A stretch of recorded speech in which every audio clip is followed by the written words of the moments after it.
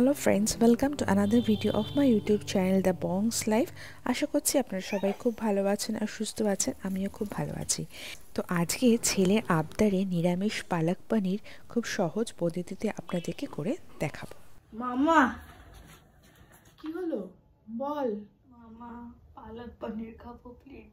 আজকে তো স্যাটারডে, আর স্যাটারডেতে পেঁয়াজ রসুন কিছুই ইউজ করা যায় না। তো ঠিক আছে, আমি আজকে পেঁয়াজ রসুন ছাড়াই তোর জন্য পালক পনির করে খাওয়াবো, ঠিক আছে? ওকে চল, লাভ ইউ। তো আমি এখন চলে এসেছি রান্নাঘরে। ফ্রেশ একদম পালং শাক আজকে সকালেই নিয়ে এসেছি। তো পালং শাকের পেছনের অংশটাকে আগে বাদ দিয়ে দিচ্ছি। এটাতে মাটি অনেক সময় লেগে থাকে, কিন্তু আমি একদম বেছে নিয়ে এসেছিলাম, মাটি একদম ছিল না। এবার পালং শাকটাকে ছোট ছোট করে টুকরো করে নিচ্ছি। এবার এটাকে ভালো করে জলের মধ্যে ধুয়ে নিতে হবে। কিছুক্ষণ ভিজিয়ে রেখে দেবো 10-15 মিনিট, তারপরে ভালো করে এটাকে ধুয়ে নেব। এই ফাঁকে আমি বাকি সবজিগুলো কেটে নিয়েছি। টমেটো, কাঁচা লঙ্কা, ধনেপাতা, আর এখানে গোটা গরম মশলা নিয়েছি আর সাদা জিরে। এবার তেল গরম হয়ে গেছে, সব গোটা মশলাগুলো দিয়ে হালকা নাড়াচাড়া করে নিচ্ছি। তারপরে কেটে রাখা টমেটোগুলো দিয়ে দিলাম। তারপরে দিয়ে দেবো হচ্ছে কাঁচা লঙ্কা, এরপরে দেব হচ্ছে কুচনো আদা। এবারে পুরো জিনিসটাকে হালকা নাড়াচাড়া করে 5 মিনিটের জন্য রেখে দেব।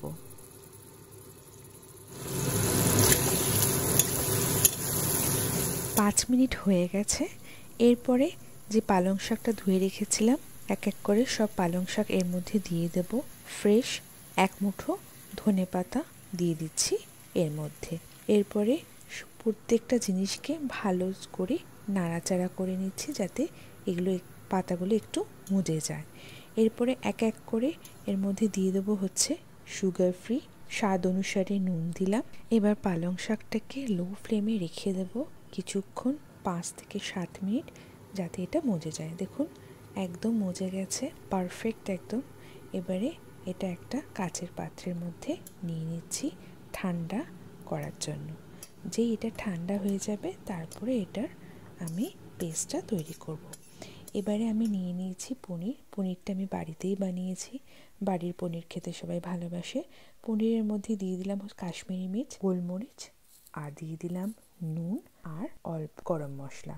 এবার এগুলোকে ভালো করে নাড়াচাড়া করে মাখিয়ে নিচ্ছি পনিরের মধ্যে।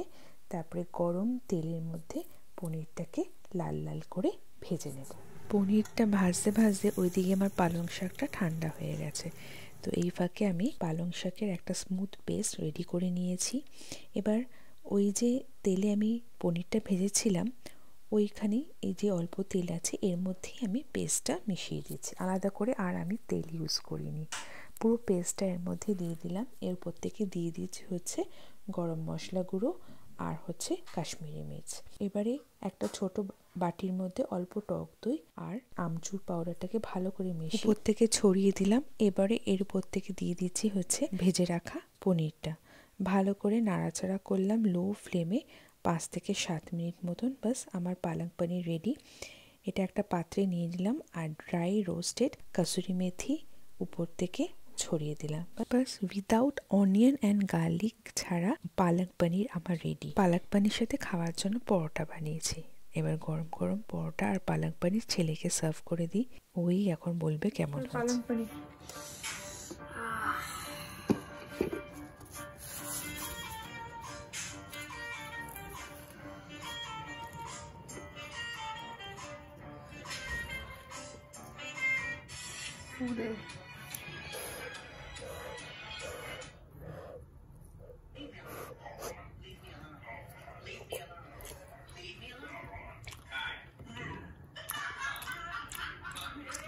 দেখ নো বলছে কি সুন্দর দেখেছিস? So good. তাহলে আজকের ভিডিওটা এখানেই শেষ করছি। এই ভিডিওটা ভালো লেগে থাকলে লাইক, শেয়ার আর সাবস্ক্রাইব করতে একদম ভুলবেন না। পরের ভিডিও নিয়ে খুব তাড়াতাড়ি দেখা হবে। Till then, bye bye from the bongs life.